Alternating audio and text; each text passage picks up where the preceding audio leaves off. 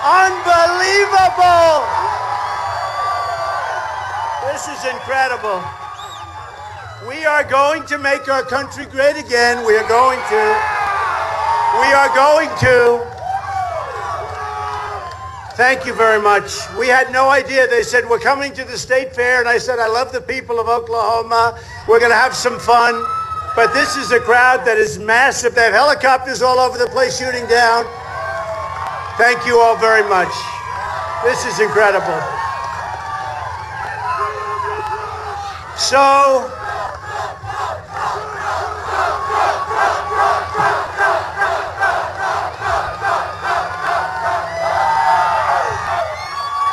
that's so amazing.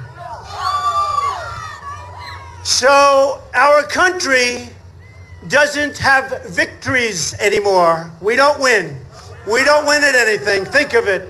We don't win with ISIS. We don't win with China, Japan, Mexico. We don't win with anybody. We don't win.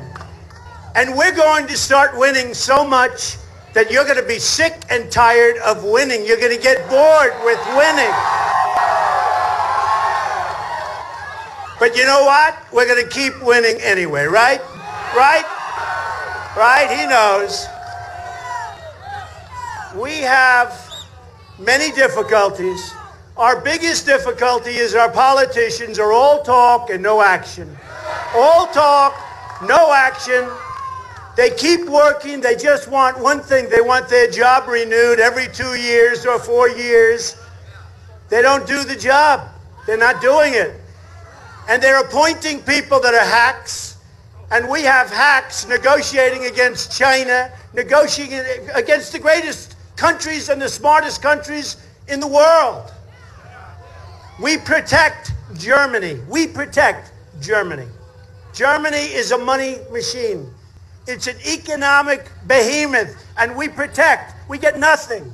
We protect Saudi Arabia. Saudi Arabia makes $1 billion a day. We protect it. We protect it. Nothing wrong, but they got to help us out, folks. They got to help us out. We have now, if you think about it, a trade deficit with China of almost $400 billion a year. And that's what's reported. Because if they report that, we know it's much more. With Japan, with the cars that are pouring in, they pour in. The biggest ships I've ever seen, loaded with cars. We lose $75 billion a year. Think, are we crazy? Is it crazy? Is it crazy? Mexico, you know, we're going to build, and I love Mexico. I love the Mexican people. I love them. Thousands work for me. Thousands. I love Mexico. But we've got to build a wall on the border. We've got to.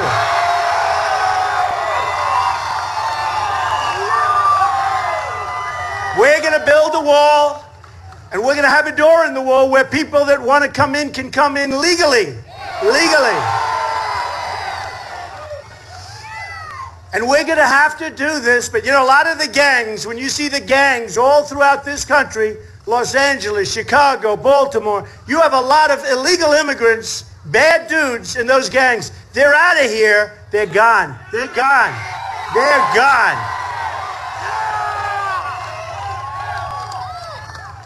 You know, I just left New York, and we have a gentleman in New York right now. In fact, I'm competing with him, and he's very hard to compete with because I like him. Might not agree with the global warming stuff so much, but that's okay. We have the Pope in New York. And you know, he really is. He's a unifier. He wants to bring people together. And I think that's a great thing. That's what we have to do. We have to bring people together.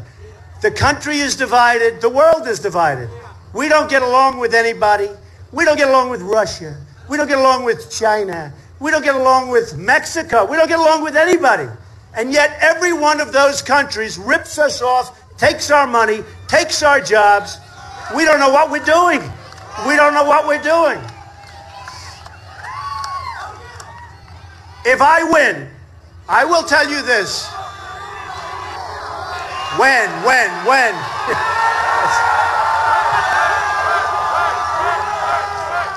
All right, when? How about this? If and when. We got to take a little, you know, I mean, who knows? Don't forget, listen to this. Listen to this. When I first came up with this, you know, for years I've been thinking about it, especially the last time. Mitt Romney let us down. He let us down. Something happened to him the last month. He choked. He choked. Like a golfer, he can't sink that last putt. We all know, right? Something happened to him. That was an election that should have been won. And before that, I backed very strongly John McCain. And that was a tough one because, frankly, in all fairness, things weren't going so good for the Republicans then. And that was a tough one. But we backed McCain. He didn't make it at all. We then backed Romney. Something happened to him in the end. He stayed in his cabin and, I don't know, he was building a garage for cars. Did you see that? He was building like this garage for his luxury cars. He's supposed to be running for office. He's got 1 month. But I backed him. He lost. I said, this time we're not taking a chance. I'm doing it myself. No more. It's true. It's true. So I told people that I might do it. And my wife said to me, you know, if you actually announce and actually run, you're going to win. I said, how do you know? No, how do you know? And Ivanka, did anyone ever hear of Ivanka? My daughter. She's great. And Ivanka said the same thing. So I had Melania, I had Ivanka. And they both said, Dad and darling. You have two of them. One's darling, one's dad, right? And they said, if you actually run, you're going to win. But nobody believes you're going to run. You have this great company you built. You have a great life. You know, it's hard, this running stuff. You're dealing with the press. Look at all those cameras up there. They're all live. Most of them are live. I'll tell you what. You're dealing with the press, and the distortion that they write is so unbelievable. I mean, I can see why people don't want to do it. No, I can see it. For instance, today, I don't know, I've heard 15 to 20,000 people. It has to be. They have people wrapped all around. I don't know. How are the people behind the stage? What are they doing back there? There's thousands of people back there. But they'll say tomorrow, Mr. Trump drew a nice crowd of 600 or 700 people. We got, like, got to be, how many people do we have here? 20? 18? Something? But they'll say we had 1,000 people. I mean, they really do distort, and they are terrible people. Not all of them, but many of them. And I have to say this. It sort of doesn't matter, because the one thing I found, look at that. Look where this crowd goes to. Hey, cameras, can you do us a favor? Instead of just, they'll just pan on me, and they won't say, do me a favor. Take the cameras off me and pan the crowd, okay? Go ahead, pan the crowd. Pan it. And be honest. Be honest. Go ahead, pan it. You're not panning it. They don't want to pan it. They don't want to pan it. Turn those cameras. No. Turn them all the way back. No. Turn them all the way back there. Come on.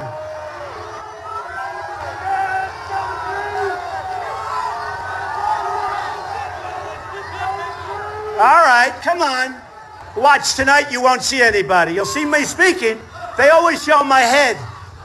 They don't show what's happening. And this is happening all over the place. I go to New Hampshire. I go to Iowa. No matter where I go to South Carolina. No matter where I go, we have these incredible crowds. Something is happening that's amazing. It's amazing. They used to say it's the silent majority. Remember the name? They don't use it so much anymore. Because a lot of the silent majority gave up. They gave up. We're all the silent majority, but they gave up. They actually gave up. And we are not giving up this time. So, interestingly, when the pollsters do the polls, and I'm leading every poll. Listen to this one. I'm leading every poll nationwide. And I'm leading every state. It's true. We're leading in Iowa. We're leading in New Hampshire. We're leading in South Carolina. We're leading everywhere. We're leading in Florida. How about Florida? Hey, how about Florida? Oh, we're leading big in Oklahoma. That's right. Thank you. Did you see that? That's right. We have like 32% in Oklahoma, which is smashing everybody. Thank you. I love that. Thank you. I'm glad you reminded me. We're leading in Florida. So Florida, here's what you have: a governor and you have a sitting senator, who's a lightweight, by the way, but these are minor details. But we have a sitting senator from Florida who, by the way, doesn't show up to vote. He's never showing up. We want people that want to show up. We want people that are going to make our country great. To that, you have to show up. So we have a sitting senator. We have a governor of Florida. And Trump is much higher than both of them. And I'll tell you, here's what happens. So the other day, there was an article. Essentially, it said, Bush and Rubio are doing well in Florida. That was the headline. Listen to this. Bush and Rubio are doing well. I said, oh, that's too bad. I guess I'm not doing well in Florida. Then the first sentence said, well, Donald Trump is leading by a landslide. Can you believe it? And they don't put my name in the title. And I'm killing them. So a lot of things are happening. And I want you to look around and look at the people you're with, because we're going to take our country back. We're going to make this country so amazing. We're going to make it so amazing. I'll tell you a couple of stories, and I love telling these stories. You know, Nabisco is leaving Chicago. You know that. I don't eat Oreos anymore. I don't eat them anymore.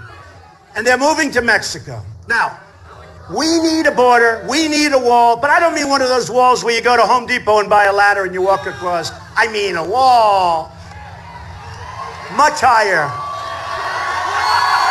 That's peanuts. That's peanuts. No, no, no. Much higher. Much higher. The kind that if they ever do get to the top, you don't get down. They'll say, whoa, whoa, whoa, whoa, whoa. This is too much. I mean, I see where they actually on these roads. Did you see it the other day? It was in the paper. They have a wall, and they built a ramp for trucks to bring the drugs over. Did you see that? They built a ramp on the wall going up. They go up, down, and they're in the United States. How about, this is, to me, the greatest. And by the way, I found out legally, I'm right. I'm very good legally. I really do. I've done really good legally. You know, I'm really good with that stuff. So for years, I've been hearing that, and it's, I don't mean Mexico, you just, from anywhere. A woman is pregnant. She's 9 months. She's getting ready to have a baby. They bring her over to the border. They walk right past our patrols, which, by the way, our border patrols are great people, but they're not allowed to do the job. They're friends of mine. They stand there like this. They can't do anything. People walking right in front of them, walking right into the country. So they're standing there. They're getting ready to have a baby. They go across the border. They have the baby in the United States. And we have to pay for that baby for 85 years, okay? Give me a break. Give me a break. So everybody said, oh, they can't do anything. You need a constitutional amendment. Every state has to approve every this. And these are the guys on television, the moron pundits that don't know what they're doing, that, by the way, all said, I'd never run. I'd never run. Remember, they said, he'll never run. Then they said, he'll never file his original initial form, where basically it's a one-pager where you're signing your life away. They said, he'll never do that. So I did that. Then I announced I'm running. They said, well, what's going on here? This is very confusing. They get paid a fortune to talk on Fox and CNN and MSNBC, and most of them are morons, okay? So what happens? So now they're confused. Then they said, oh, gee, well, he'll never file his financial statement because maybe he's not as rich as people think. So I filed it. It was almost 100 pages long. And now they go and check it. And the company is not only is it bigger, it's much bigger, much stronger, a phenomenal company, some of the greatest assets in the world. And I tell you that not in a braggadocious way, because I don't care. It's private. I'm a private company. Nobody knows what I have. But I had to file. I had to open up everything. And the company's amazing. I tell you because that's the kind of mentality you need running this country. That's what you need. You need this kind of a head, whether it's good, bad, or indifferent. I don't say I'm the great. Look, at that I'm really good. And that's what we need. You know, I was with a woman who was a wonderful person at a big group in New Hampshire. And she said, Mr. Trump, I'm voting for you. And CNN did a poll. and I'm number one in leadership. That's a pretty important thing, right? But I don't mean number one like by a little bit. I mean like by 2 or 3 times. It's so much. CNN's back there someplace, and they can tell you. But by many times. So I'm number one on leadership. I'm number one on the economy. Number one in job creation. I'm number one in all these categories. The one thing I wasn't so good, they said, is he a nice person? I didn't do as good. I didn't do as good. I mean, think. And this woman stood up. She said, Mr. Trump, I'll tell you, I love you, and I'm going to vote for you no matter what. But do you think you're nice enough? Do you think you're nice enough to win? I said, you know what? I really think I'm a nice person. I love people. I have great friendships. I want to help people. I want to help women with women's health issues. Nobody's going to be able to do it like me. I want to help everybody. I'm going to help the country. I'm going to keep the country safe. But I said to her, you know what? This time, people are so fed up. I don't think they care whether I'm nice or not. I don't think they care. They're tired. They're sick and tired of incompetent politicians that make the Iran deal. Think of it. The Iran deal. Which is going to... The Iran deal, forget about deals between countries. This is one of the dumbest contracts I've ever seen of any kind. This was done by extremely stupid people. Extremely stupid. And it's very sad. It's very, very sad. So they have 24 days to inspect. They actually have one of the great clauses of all time. They do some self-inspections. You hear about this one? Just came up a couple of weeks. They actually self-inspect. Iran is going to Can you believe this? They self-inspect. Now, we have 4 prisoners. It was 3. It should have been done before they even started the negotiation. But we have 4 prisoners. One of them is there because he's a Christian. He's a Christian minister, good guy. His wife is devastated. He's in horrible shape. They won't let him go. He's a Christian. That's why he's there. So we had 3. We now have 4. So let's say I'm in charge of this negotiation, right? Right? The first thing I do is I say, fellas, you got 4 prisoners. And this is early when we actually had 3. But we're so stupid, so weak, so pathetic. Since then, they took another one, a journalist. So now they have sort of every profession, right? They feel good. And they're tweaking us. They're tweaking us. I would say 2 years ago, did you ever see a negotiation, by the way, take so long? We're not sending rockets to the moon. Did you ever see a negotiation that lasted this long? And our chief negotiator decides he wants to be a professional bicycle rider. He goes into a race. No, he has the clothing, he's got the stickers, he's got the whole deal, and he's going around a turn, and he crashes and he breaks his leg. And this is our negotiator. This is our negotiator. So he's out for 3 weeks, and then he walks in with crutches. And the Persians, who are great negotiators, by the way, the Iranians, the Persians are known as great, great negotiators. They look at him like, how dumb is this guy? He's 73 years old.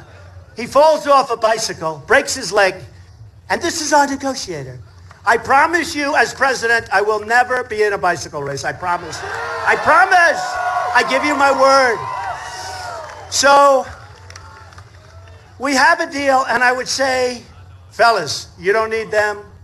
You don't want them. We do want them. It would send a great signal to the people of Oklahoma, but it'll send a great signal to the people of the United States. Do us a favor. Let these 4 guys go. They're coming. Please let them go. Let them go now. You're going to have problems if you don't. We're going to kick your ass if you don't. Let them know. Let them know. We want them to go.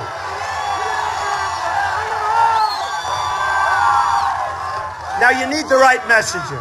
Because I've done so many deals. That's what I do. The art of the deal. That's what I do.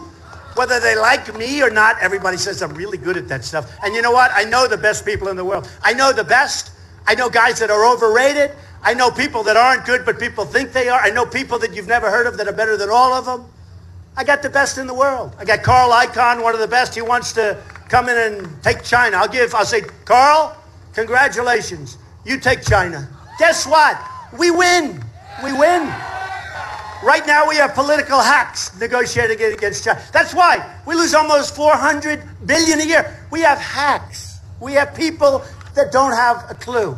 So we're going to bring in the best in the world. But I'd say to the Iranians, let them go. Let him go now. I don't mean at the end of, I mean before the negotiations start. No, no. Hey, it's too late now. It's too late. So what happens? They don't do it. When John Kerry was asked about it, and when President Obama, remember, he was very upset that they asked him this question. Oh, don't worry. He's only going to be there for a short period now. We'll bring it back. No, we'll bring it back. But when they asked John Kerry and they asked President Obama, honestly, they gave this answer. We didn't want to complicate the nuclear negotiation. Is that correct? They didn't want to complicate the negotiation. Now, can you imagine that? What the hell is complicated about saying, fellas, before we start, let our prisoners go. It'll be good for you. It'll be good for us. It'll set a nice tone. Tone, you know, tone. Remember when Bush said to me, I don't like his tone. He's too tough. His tone isn't good. They're cutting off Christians' heads. ISIS is cutting off heads. They're dunking them and drowning them in cages. And Bush says to me, and Hillary Clinton said, I don't like Donald Trump's tone. We need tough tone. We need it.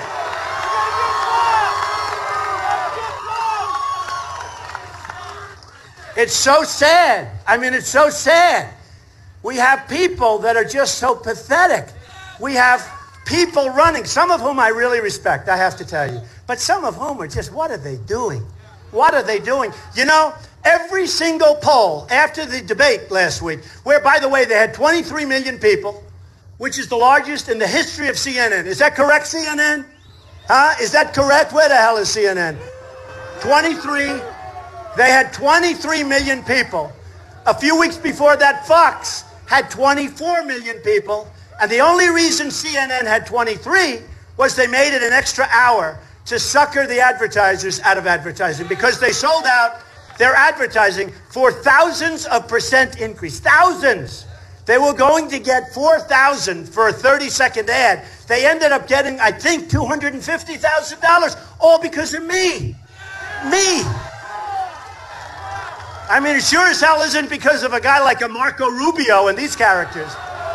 They did it because of me. And they said, honestly, all of them, they all gave me credit. What does it do? What do I get? Hey, if I don't win this thing, what a waste of time. Okay? What a waste of time. So I tell these people from Iran, I want those prisoners back. And we want a deal. And what we should have done is doubled up and tripled up the sanctions. They would have called in 2 days. They would have said, how do we make a deal? Please, please. Instead, they're dancing in the streets of Iran. They think we're the dumbest people on earth. We're giving them $150 billion in order to create terror all over the world. We're fighting them in Yemen. And if you think they want to stop at Yemen, they don't want Yemen. They want Saudi Arabia because they want the oil. They want the oil. Take a look at Yemen. Take a look at the border. They want to go into Saudi Arabia. Then I get criticized. Listen to this. So every poll, every single poll, Time Magazine, Drudge, Slate, I think there's 6 or 7 of them, they have me winning the debate. No, everyone. Hey, I think I did fine. I think I did good. But every poll, every single poll, everyone, you know, where you call up who did the best, right? Bing, bing. Hundreds of thousands of people. They don't want to report that. I get on, I see these characters that were so wrong. Will he run? Oh, no, he's not going to run. Well, now they're saying, oh, he didn't do so well in the debate. I won every poll. I won every poll. Then I hear some real lightweight today say, well, in the last 27 minutes, he didn't speak. You know why? Because they didn't ask many questions. You know, they ask you a question, you give them an answer, right? So I heard one of these real dopes, it actually happens to be Senator Rubio, who's got the worst attendance record in all of the Senate. He said, Donald Trump didn't answer questions in the last 27 minutes. They didn't ask me any. They didn't ask me anything. You know, it's one thing. They ask, you give an answer.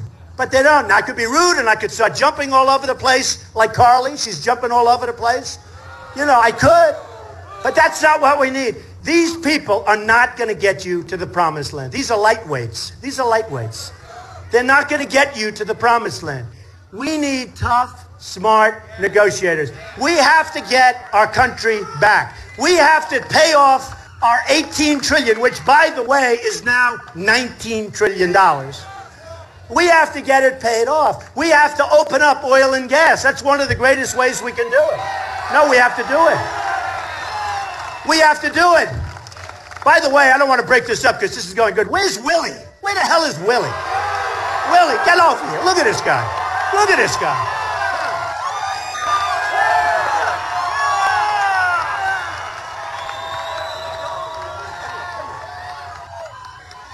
Willie, do you love Trump? I do like me some Trump, I gotta admit. Here's the deal. We're both successful businessmen. We both had pretty big shows on television. We both have wives that are 1,000 times better looking than us. So I like... You take care of yourself. Willie, everybody, great guy. No, you know, I got to know him because he was on one of the shows on Fox a little while ago.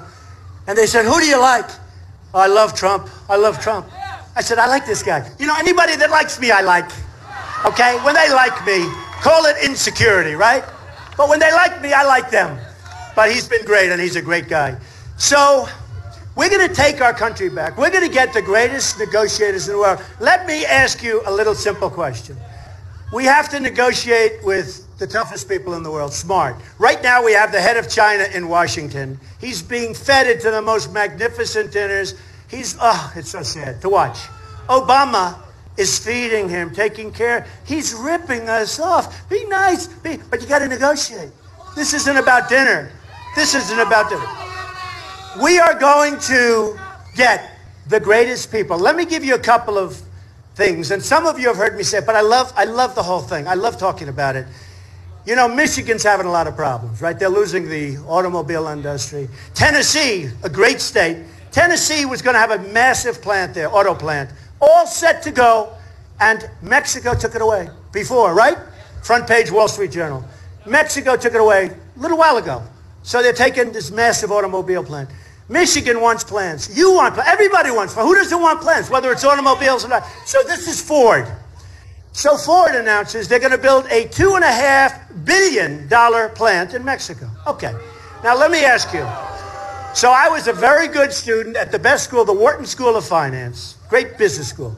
And I really understand this stuff. And I'm trying to figure, let's see, how does that help us? They're going to close factories all over the United States. They're building, who the hell ever heard of a $2.5 billion? That is a big plant. You know, you're talking about a one-story building for $2.5 billion. This is the building that never stops.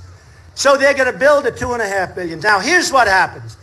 Let's say a guy like a Marco Rubio is president, right? Marco Rubio's president. Lightweight. He's a lightweight. He doesn't negotiate.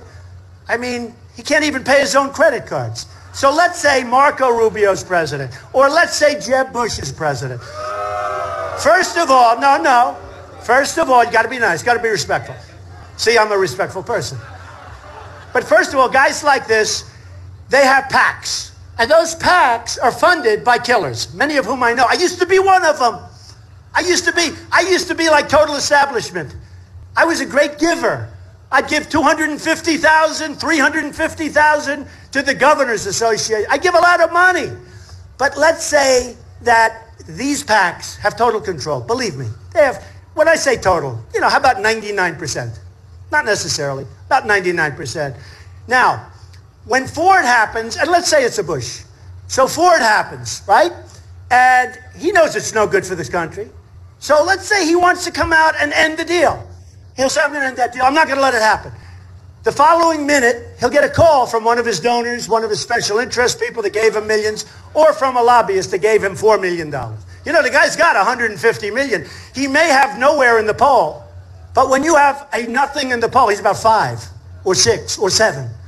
But when you have nothing in the poll, but you have $150 million out there to give yourself ads, that's tough, you know.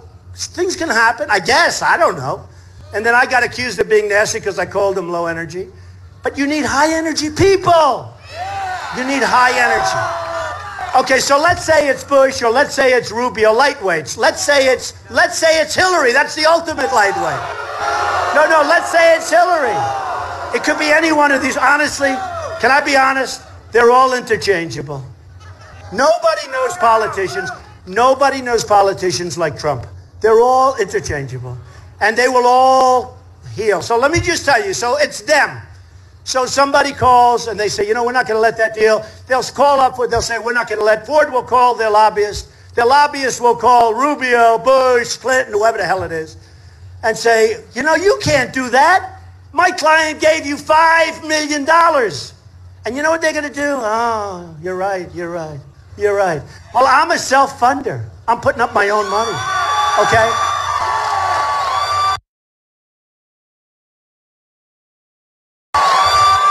And I feel foolish because I'm turning down millions of dollars. I feel like such a jerk. You know, it's sort of like the opposite of my life. I'm turning down. People want to put up millions of dollars. I'm self-funding my campaign, which is nice.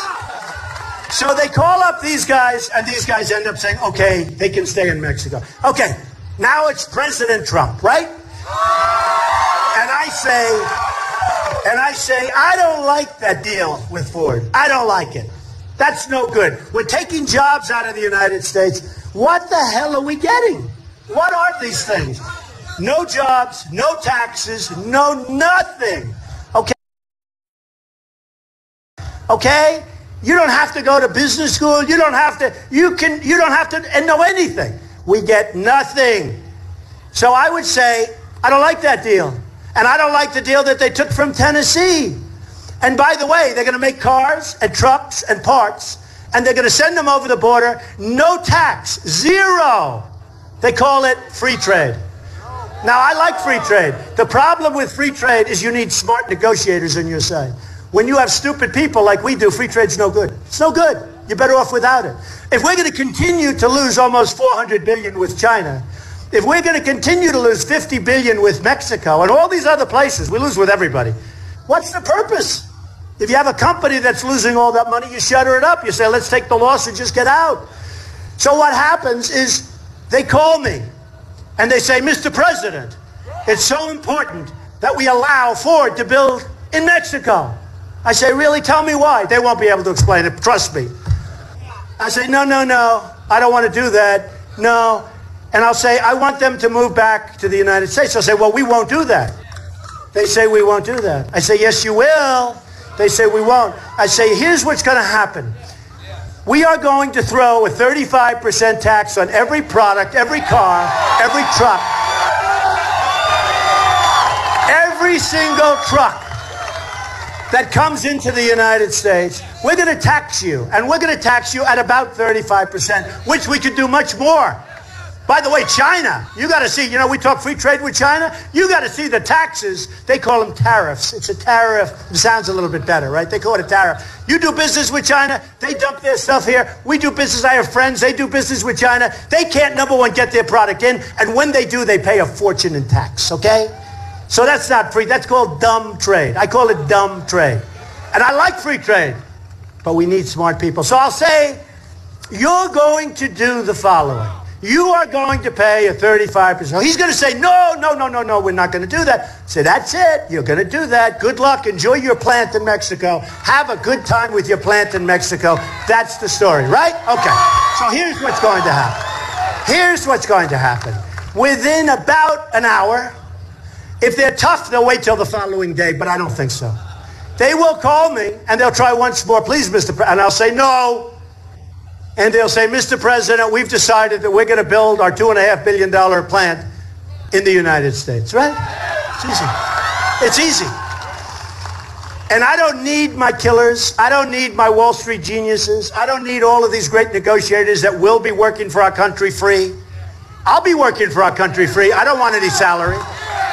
I've already said I turned down my salary. I don't even know what the hell the salary is, but I don't want the salary. And we're going to have our plant built in the United States, okay?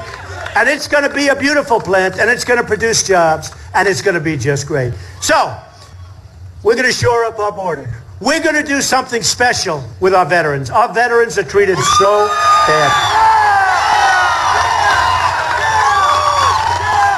You know, when I arrived today, I had many veterans greet me. Some are wounded warriors, right? You saw it. You were there. A lot of veterans greeted me, and they're desperate for help. These are the greatest people in our country. The wounded warriors, these are the greatest people. These are the greatest. How they do it, I don't know. I don't know. They're getting treated like third-class citizens. The illegal immigrants in Los Angeles who now apply for driver's licenses, 50% of the licenses in Los Angeles go to illegal immigrants. These are people that come over illegally. And when I took, and I will tell you this, when I announced I'm running for president, a week went by, no problem. Then all of a sudden somebody said, you know, maybe. He said something a little tough. I did. I said, illegal immigration is killing this country. I want legal immigration. I want great people to come in. I want legal immigration. And I'm going to do great with Hispanics, by the way, because most Hispanics, you know, in Nevada, they just did a poll. I'm leading with the Hispanics. They did another poll recently. I'm leading with the African Americans with a number that's so big and so much higher than any Republican has shown that if I got that number, the election's over. Nobody reports it. And remember this about the election, because ultimately it's very important we get somebody that's going to win this time. We've energized the base. With Romney, there was no energy. If the people that sat home and didn't vote, for whatever reason, they just didn't have the feeling for Romney. Who knows why? I don't know. Good-looking guy, but nothing else worked. He had the look. He had nothing else, okay? But they weren't energized. And millions of people stayed home. Because people say, we have to get the Hispanic vote, we have to get this. The truth is that if the people that are here tonight with this, I mean, this is probably the biggest rally they've ever had here. Would you say this is the record? I think so. So, if the people that are here tonight, and it's all over the country like this, no matter where I go, it's all over the country. If the people that are here tonight are energized and actually go out and vote, you're going to win. You're going to win. And we're going to get a good slice of the Hispanic. And by the way, the Hispanics that are here legally call me and write me. There's a show in New York. It's a Hispanic show. It's got all calling in. And the announcer's a friend of mine, the man who does the show. He said, I can't believe it. All these people call in, they love you because they're here legally. They don't want people flowing across the border. They're Hispanic, but they don't want people flowing across. So, if the people were energized in the last election, Romney would have won. But they weren't energized. They're energized now. We have them energized now. We have them unbelievably energized. And all you have to do is look behind this big stage, and there's thousands of people behind there, and they can't see anything. They can't see. Look at this. Look at these people. Bad real estate. I call it, they made a bad deal. They were late. They made a bad deal. You have prime real estate. But I love them just as much. So, we are so energized, and it's going so good. And I'll tell you what, my supporters are so loyal. You know, they said, oh, Trump just blew it. He's going to be out. He's going to be out. That he just blew it. He said something. I won't go into it because they are somewhat controversial and all that. Oh, he did this. He did that. Oh, he's out. He's going to be out. And then the polls come out and I go up. Nobody says, oh, my God. No, it's true. It's true. I mean, 4 or 5 occasions, because look, I'm not politically correct. I don't want to be politically correct. We don't have time. We don't have time to be politically correct. I was telling you about the anchor babies. And now look, I was actually in New Hampshire, and one of the people standing up there tonight said to me, why do you use the term anchor baby? I said, what term would you use? And he gave me an 8-word definition. The children of undocumented workers who happen to be in the United States, blah, blah, blah. I said, no thanks. I'm going to go anchor babies. But think of this. Think of this. Just think of this. And I turned out to be right, as I was telling you. We don't have to support. The law is on our side. Nobody knew that. All we need is a simple amendment in Congress, and we might not even need that. Let me tell you, we're about the only country, there are very few. And people come from Asia, and people come from Mexico, and from all over South America, Latin America, and they come into the United States, and they have the baby. Now, we take care of that baby 85 years, right? Not going to happen any longer. Not going to happen any longer. Not going to happen. So here's what we're going to do. Here's what we're going to do. We're going to be so smart. We're going to be so tough. If you want to be a citizen of Mexico, it's one of the hardest countries in the world. To be a citizen of Mexico is almost impossible. I can't be a citizen because they don't like WASPs. They don't like white Anglo-Saxon Protestants, I think. They don't want me. I don't think I could become a citizen of Mexico. And they love me. And they love me. So Mexico, very tough. Most countries, very tough. You know why? Because they're smart. They're smart. So when I gave my speech at Trump Tower, I talked about the crime. And everybody said, oh. And Rush Limbaugh, who's great, he said, nobody has taken more incoming than Donald Trump. And then he goes, and then he has a news conference, and he doubles down. And then it turned out, I was talking about illegal immigration. And then it turned out I'm right. You had the problem in San Francisco. Beautiful Kate was killed by an illegal immigrant, came into the country 5 times, shot her in the back. You had Jamil in Los Angeles. You had a woman 3 weeks ago, a veteran, 66 years old. She was raped, she was sodomized, and she was killed by an illegal immigrant. And these are thousands of problems. We're going to straighten it out. We're going to make our country safe. We're going to get our jobs back. We're going to stop the drug trafficking over our borders, which is massive, We're going to make our military so strong, so strong.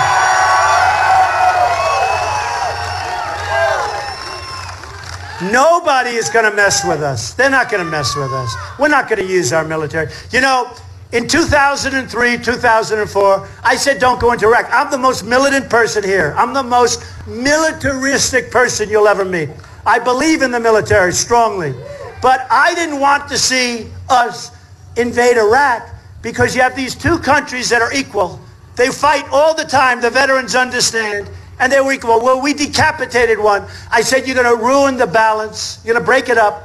In the Middle East, that's what happened. And I said, if you go back to Reuters, 2004, July, I said very simply, I said, it's going to take place. You're going to see Iran take over Iraq, which is happening. We spent $2 trillion, thousands of lives, wounded warriors all over the place, who I love, by the way, all over the place. We got nothing. We can't even go there. And right now, as you are standing here, Iraq is negotiating with Iran. They're going to merge. And Iran is going to get the oil, everything that I said. And the one that's going to get the rest of it is going to be ISIS. So after all of that effort and all of that money and all of those lives, we have nothing because we're stupid. We have stupid people. It's not going to happen anymore. It's not going to happen anymore.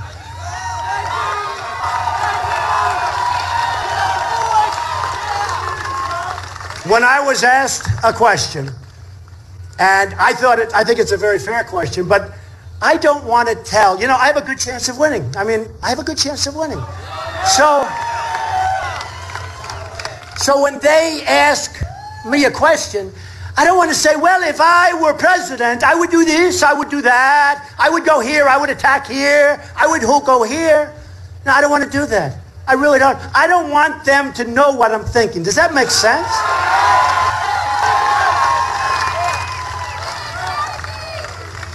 I want people to be guessing. There was a great article about me and recently, and they said in business, I'm very hard to figure out. To me, that was a great compliment.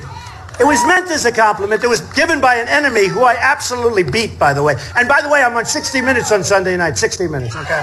Why? But I don't want people to figure me out. I don't want people to know what my plan is. I have plans. But I don't want to do it. Then they say, oh, he doesn't know foreign policy. These people are crazy. They're giving everything. If I'm president, I will engage the Sixth Fleet. I will do this. I will do that. I will attack Russia in Syria. This is what they say. They want to start World War III over Syria. Give me a break. You know, Russia wants to get ISIS, right? We want to get ISIS. Russia's in Syria. Maybe we should let them do it. Let them do it.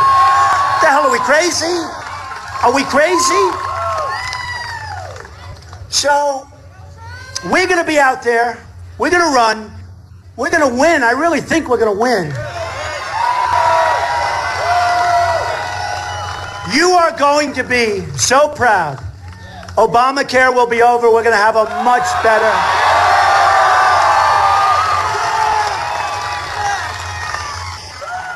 we're going to have something that's so tremendous. You know, remember the great lie, 27 times a lie. Remember that?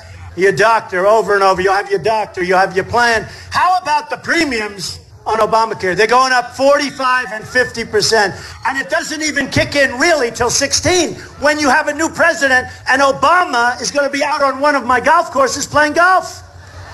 I think I'll let him play, right? I don't know, why not? But no, think of it.